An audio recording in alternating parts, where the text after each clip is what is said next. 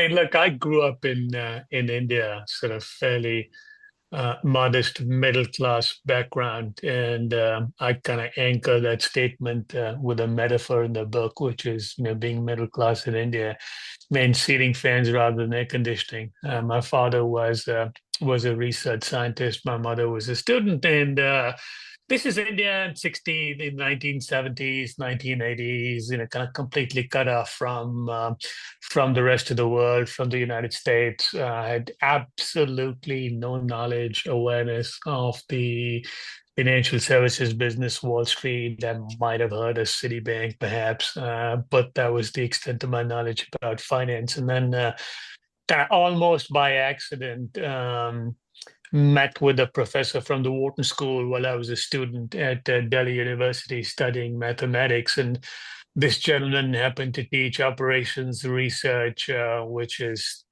glorified statistics, I guess, at the Wharton School. And he's the one who persuaded me to consider coming to the US and applying to the Wharton School. And so I arrived in 1984, Ronald Reagan's America, kind of the greed is good decade. Hmm. And I was fortunate to end up at I think still is one of the finest firms on Wall Street.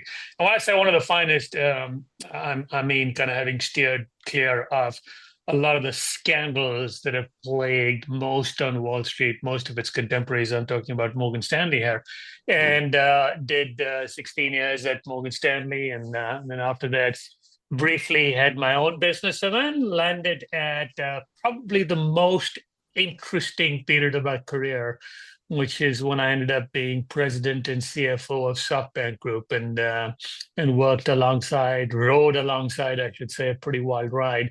Masayoshi Son, the Japanese billionaire technology investor, and since that was so intriguing, kind of his arc up and down, and my own kind of journey, because a lot went down in my personal life through the 5 or 6 year period I was associated with SoftBank.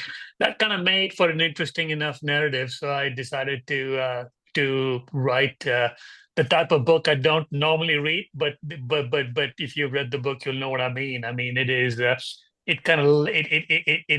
story. It has a narrative of the way a novel might, which I thought was kind of the